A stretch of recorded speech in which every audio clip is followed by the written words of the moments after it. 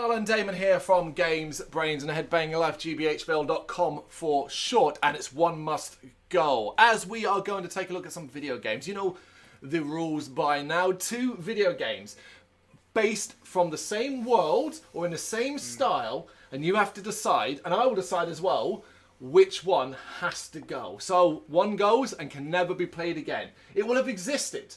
You will remember playing it, but nobody else will. You'll be talking to people going, oh my god, do you remember that game, whatever, and they'll be like, what game? What game? That game didn't exist. Only you will remember it and you'll never be able to play it because it does not exist. Yep. So your natural inclination is to always choose your favourite. Go for the one that you think, oh, I love that game so much more.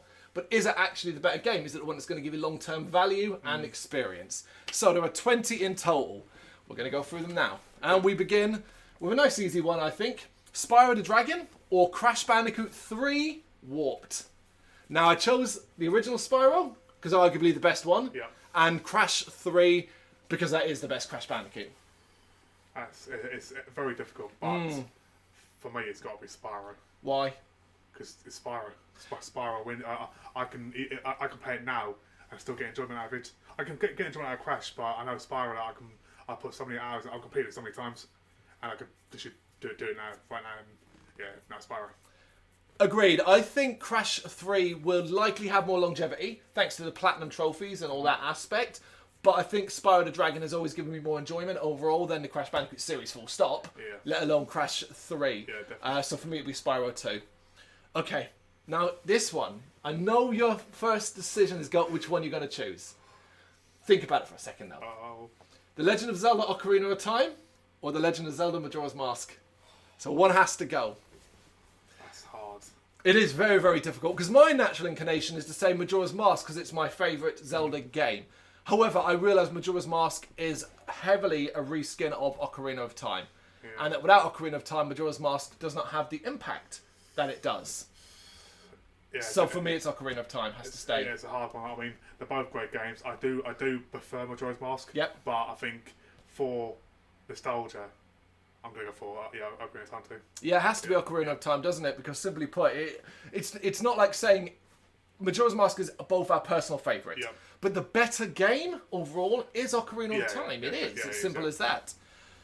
Right. I struggled to find ones that would match up with these 2 games. So I went on the basis that they're both in space.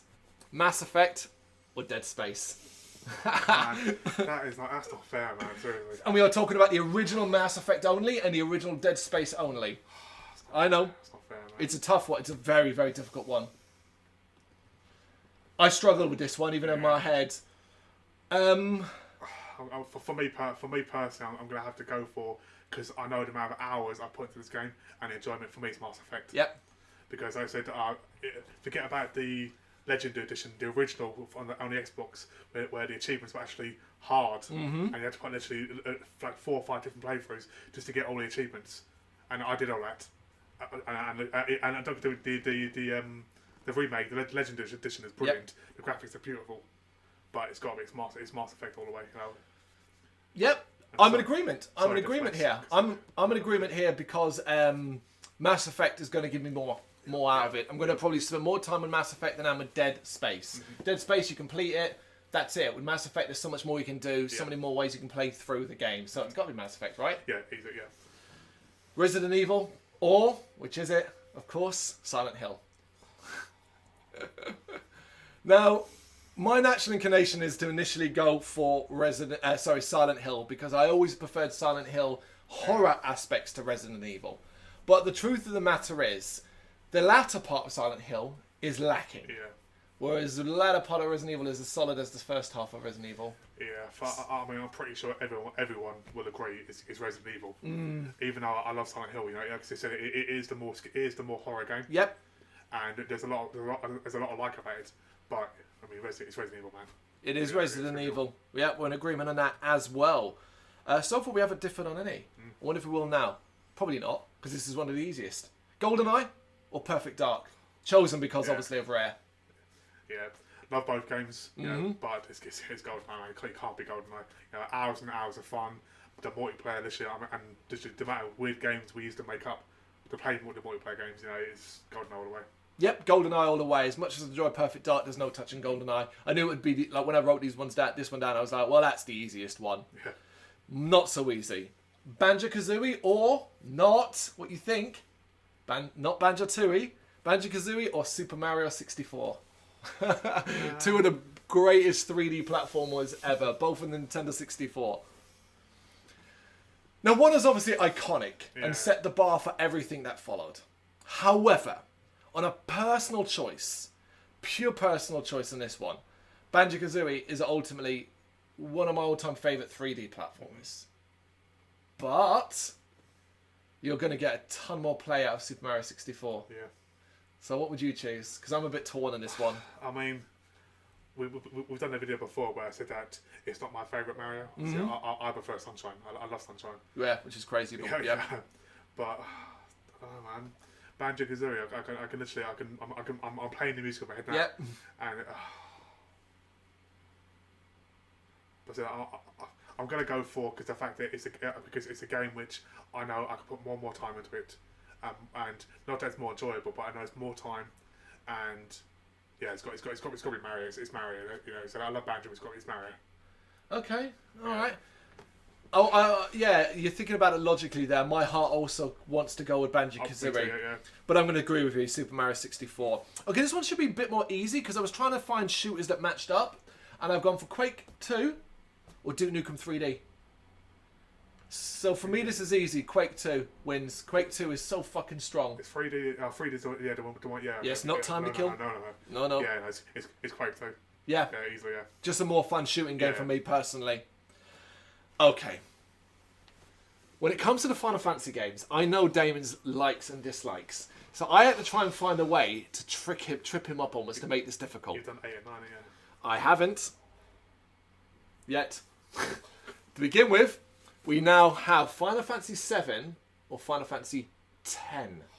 There, I thought was the most difficult one. Because if I put 7 up against 8 or 9, I knew what you'd do. Yeah, I mean, but I put it up against 10. I love 7, but yeah. 7 is fantastic, 10 is fantastic. Which one do you prefer? That's the question, which one goes? For me, as much as I love 10, as much as I love the voice acting, the grandness of it, the elements, the spear grid, all the stuff that's great about 10, it's got to be 7. It has to be. I mean, I know personally, if you go online right now and you type in the word Sephiroth or the word Sin, people are going to know who Sephiroth is. Yeah, if you walk down the street, did a snap poll, I mean, I love both games. You know, I love loads about 10 and loads about 7, but for me, it's got to be 7 too. Yeah. Yeah. Just, because it's Final Fantasy 7. Yeah. You're going to get as much out of it as you would with 10, but you're going to have that nostalgia thing. Yeah. Okay. Sonic the Hedgehog 2, the best Sonic game ever made. Or the best side-scrolling Mario game ever made. Super Mario Bros. 3. So there's 2 side-scrolling games from 2 massive franchises. Now, I say the best because I consider Sonic 2 to be the best Sonic game ever made. Yeah. With Mario, it's harder now, so you kind of go with the side-scrolling Mario. And now Super Mario World is great, but Super Mario Bros. 3 is the daddy of them all. I mean, we've done a video a couple of weeks ago, and literally our top 1 and 2 was Mario and Sonic. It was. So for me, it's Super Mario Bros. Yes, exactly. Oh my God, I said that. It's easy. You know, I said my children. I said my son. He plays this all the time when he's up, and he loves it too. Yeah, so. It's far bigger, it's got secrets galore. Sonic 2, as good as it is straightforward beginning to fucking end. Yep, agreed. I'm glad you chose that. Here it is.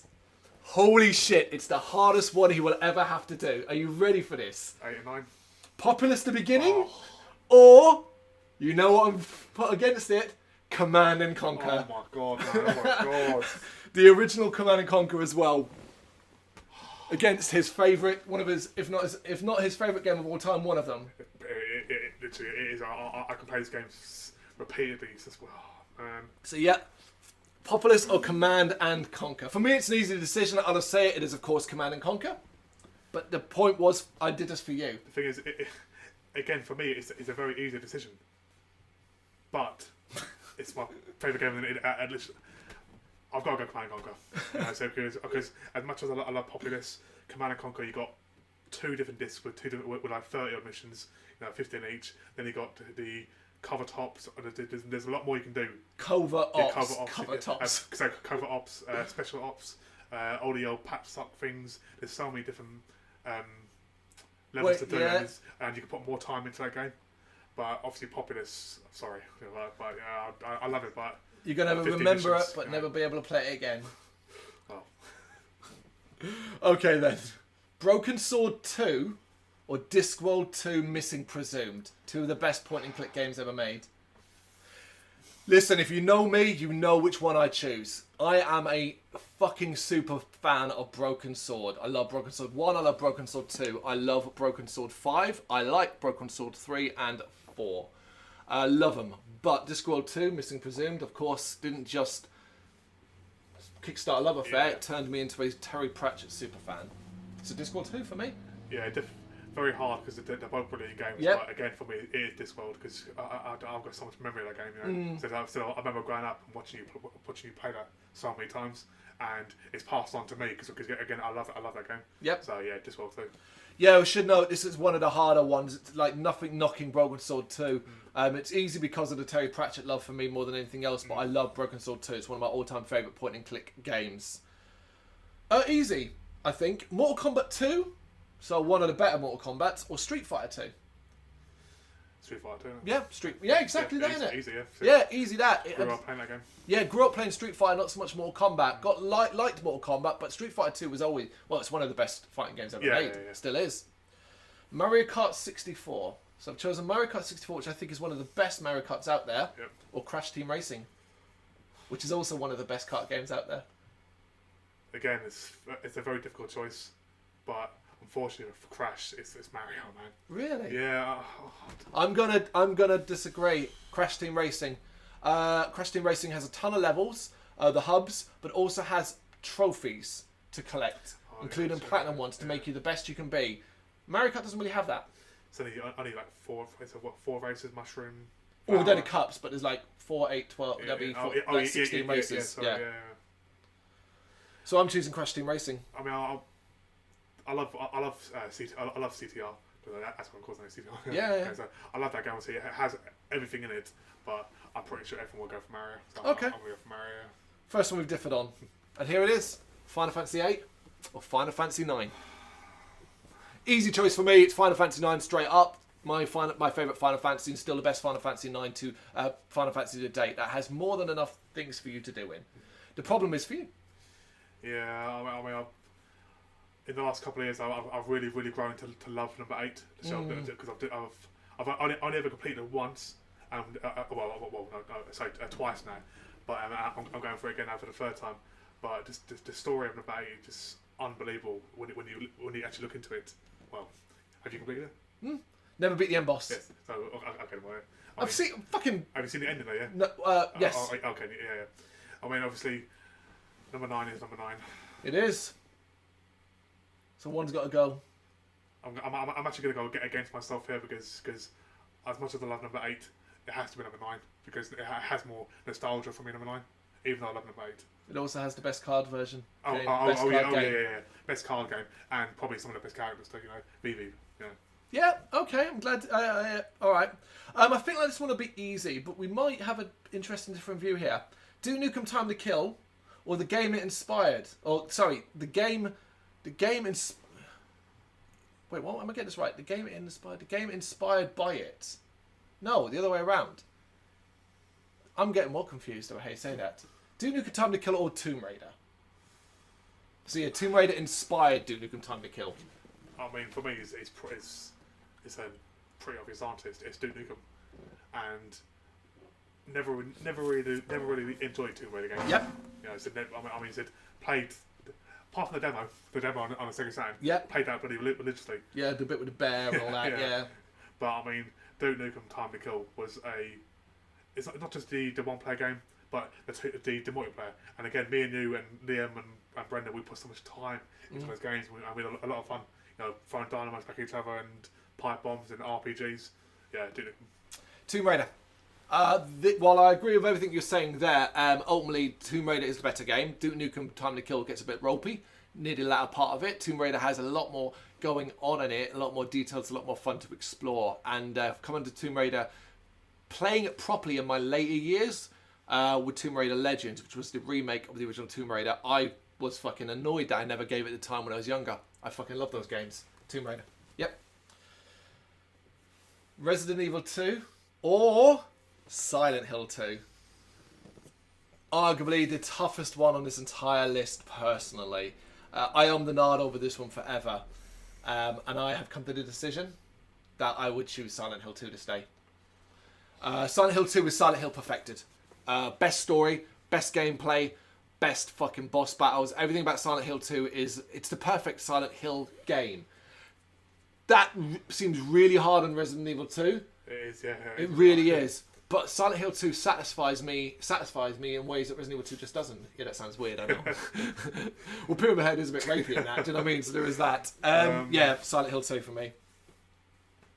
It's so difficult because both games are the best of their franchise. Yeah, but see, for me, the one thing that what edges it for Resident Evil is the fact that Resident Evil 2, this for me started the franchise. This created the franchise. Yep. Where Silent Hill has, you had 3 and Homecoming, but then it got worse and worse as it went on. Yeah. Where after Resident Evil 2, it's gone up and down, up, and then 6, which like hit rock bottom, and then slowly back up again. Yeah. Where Silent Hill, but we probably will never get another game. It seems to be the case. Yeah. So I've got to go for Resident Evil 2 only because of that. Because of that, I mean, obviously, great game, and it really created that franchise. Okay. Star Fox 64 or Star Fox Adventures? Two quite different games from the Star Fox world, but I was struggling to find anything to match up with Star Fox, so I was like, oh, fuck it, put Adventures in there. Yeah. Now, Adventures obviously gets a bit of a bad rap. It does. Yes, it is very much a Legend of Zelda clone. Yeah. But it is very, very good. It's very, very enjoyable, very, very playable. Has great graphics for the GameCube, great music. I really like Star Fox Adventures. And then you've got Star Fox 64. Yeah. Only one of the most finest fucking Star Fox games ever. Yeah, and very enjoyable. I mean, not many levels. I think there's like 3 or 4 different routes you can go. Yep, that's right. I mean, it's difficult because I think Star Fox Adventure you have a lot more. There's a lot more to do in it. Yeah, it's a bigger world. Yeah, bigger world, a lot more to do in it. But there aren't many Star Fox bits doing it. It's only when you enter the level and you've got to fly through those rings. I mean, just for the flying alone, even though the annoying Peppy or Slippy, whatever her name is, the one who doesn't shut up. If you can bear that, then yeah, I've got to go for Star Fox 64. Do you know what? I agree, and I'm going for this, is I already have Legend of Zelda. That's not going. Okay, one of them staying. Yeah. I don't need Star Fox again as well. Yeah. Adventures, I need Star Fox 64. All right, we're almost done. I really struggled to put something alongside Metal Gear Solid. I really did. I could not work out what kind of game on that scale could fit that would be something you would likely have played. So I went down the stealth route, and I put Metal Gear Solid versus Tenchu Stealth Assassins. Okay, I mean... It's easy, right? It is easy. It's Metal Gear. Yep. I love Tenchu. Brilliant game. Enjoyable, but it's Metal Gear. Yeah, it is. Agreed. Question, yeah. It's almost too easy, that one. Yeah, but I just, as much as I really enjoyed Tenchu Stealth Assassins, it's Metal Gear Solid. I mean, Jesus Christ. I mean, the only thing I can say in Metal Gear's negative is the fact that we both know that you can complete that game in about 2 hours. Yeah, it's very, very easy. That's the only problem. It doesn't have a ton of replayability, whereas Tenchu, 10 levels, 20 for both characters, with 3 different ways to play each level with variations on the enemy. So that's quite a lot. And then Grandmaster them all. Yep. That's some replayability. But Metal Gear only because the fact that it also gave us the best one, in my opinion, number 2. Oh, see, I thought about putting Metal Gear Solid versus Metal Gear Solid 2, but I wasn't too sure. I think it'd be too easy. Okay. Yeah, number 2 is easy. All right, second last one. These are both sequels in their respective franchises, but they're also what we consider to be the best games in their franchises. Gears of War 2 or Mass Effect 2? Yep. They are the best games in their franchises, Gears 2 and Mass Effect 2, and that's a matter of, oh God, which one would you want to keep? I mean, again, for me, it's a no-brainer. It's Mass Effect 2. Okay. And the reason why, because this year, again, I've just recently completed the Legendary Edition, and I was obviously doing number 2 and Insane, and I must have died about fucking 100 times on the collector part, and I didn't get that frustration where I wanted to fucking smash a controller. Yep. It was like, yep, it's Mass Effect. I kept doing it and doing it, where Gears of War and Insane, number 2. I couldn't see myself sitting there going, doing it again, right? Yeah. Die again. But I mean, just overall, for me, number 2, the game, the story, the characters. For me, that is my series. Does Gears of War 2 having multiplayer not sway it a little bit for you? The multiplayer is fantastic. Don't get me wrong, I love the multiplayer. But so if I'm going based again on like, achievements, on what enjoys me more, Yep. for me it's Mass Effect 2, because I know for Gears of War 2 the achievements are like Gears of War 1 and Gears of War 3 are a joke. You know, it's seriously 2.0, and obviously so. But longevity, you'd have plenty of time to do them. Longevity, yep, of course. But this is EA we're talking about. It's grinding, I guess. Yeah. Well, it's EA, and I'm just waiting for the servers to be closed down. So it wouldn't surprise me if they already have. No, EA isn't Gears of War. That's Oh no, sorry, Epic. Sorry. Yeah, Epic. Yeah, EA. sorry, Yeah. Sorry. Yeah, but that's preempting a lot of fucking things. We're doing it on the basis. Yeah, but Yeah. I mean, on my basis for more enjoyment and story-wise, obviously Mass Effect is a more story-building game. Yep. You know, and I love a game with the fact that you're in charge. The decisions you make in the first one, the second one, decide what happens in the third one. I think that's brilliant. True. And then they piss it all away at the end of the third for which colour. Which colour do you like, Damon? Do you like blue, green, or orange? I don't discuss them for free. I would choose Gears of War 2, and this is simply because I already chose Mass Effect in the other one, and the multiplayer is what swings me. I want a game that's then going to have that longevity where I can keep playing it when I've completed the main campaign, although it's nothing slow on Mass Effect 2. Last one. This is between 3 games. All from the same franchise, all for when this game series turned 3D. Grand Theft Auto 3, or Grand Theft Auto Vice City, or Grand Theft Auto San Andreas. Easy? Easy. It's Vice City, man. Nothing beats Vice City. Vice City was just... It took number 3 and went like, here you go, beat that, and that's it. You know that people consider San Andreas to be the best one, right? Are they mental? Well, no, they're not. I get that completely. On a personal choice, I've always preferred Vice City because of the era, the setting, and all that. However, I will note this, that I don't think Vice City is the best Grand Theft Auto. No. Grand Theft Auto 5 is. Yeah. Absolutely. Grand Theft Auto 5 is. But for me, it would be Vice City as well out of those 3. Out of those 3, yeah. Because I got more enjoyment out of Vice City than any Grand Theft Auto I had done up to that point. Yeah. I think Vice City is better than Grand Theft Auto 4. With Nico Bellic. Oh, okay. Yeah. So, like, it's better than that. So, Vice City for me as well. Yeah, easy. What do you reckon? What would you choose? You know what to do? Drop it in the comments. Thank you very much for watching. You can check us out on gbhbl.com as well as on Facebook, Instagram, Twitter, and Tumblr.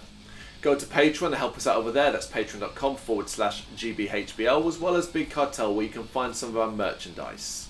We have a podcast running on SoundCloud and Apple Podcasts. And of course, if you like this video, do us a favour, hit the subscribe button and help the channel grow. Games, horror and heavy metal. What else is life for?